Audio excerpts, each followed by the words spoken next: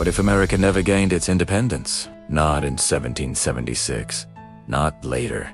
Not ever. Imagine a continent that grows powerful, rich, and restless, yet remains forever tied to the British crown.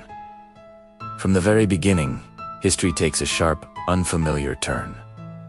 The American Revolution wasn't just a war. It was a signal to the world that empires could be challenged. Without that signal, the global balance of power shifts dramatically. In real history, the American colonies were already becoming an economic powerhouse, supplying raw materials, agriculture, and trade to Britain. Without independence, that wealth continues to flow directly to London. This strengthens the British Empire into the 19th and 20th centuries, meaning Britain enters the industrial age with even greater resources, a larger population, and unmatched strategic depth. This fact alone completely alters world history. A stronger, more dominant British Empire, likely, prevents the rapid decline that historically followed World War I. In this alternate timeline, there's no United States Constitution, no Bill of Rights, and no model of republic to inspire revolutions in France, Latin America, or other colonies around the globe. This means monarchies last much longer, and the spread of democratic movements slows to a crawl. The very idea of self-governance remains a fringe concept, not a proven reality. Slavery is another critical turning point. While Britain abolished slavery in its empire in 1833, it did so under imperial control.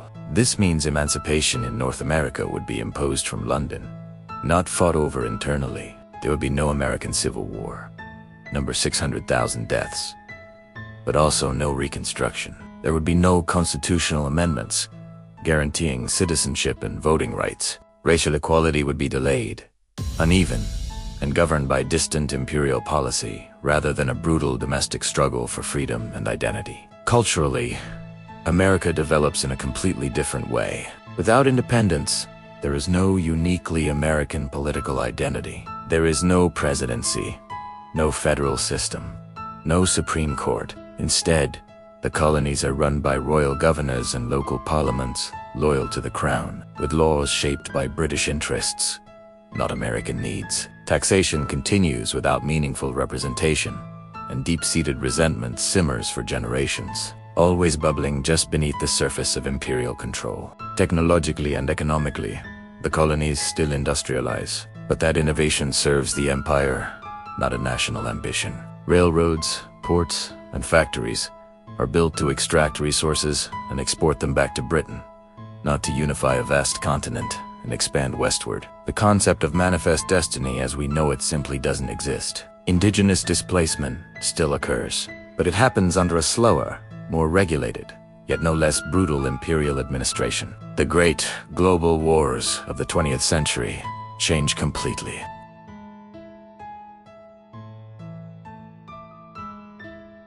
Historically, American troops and industry tip the balance of power. We told them the war likely drags on 4 years longer, or ends in a negotiated stalemate. This prevents the punitive Treaty of Versailles and could completely alter the conditions that led to the rise of Nazi Germany. World War II is even more uncertain.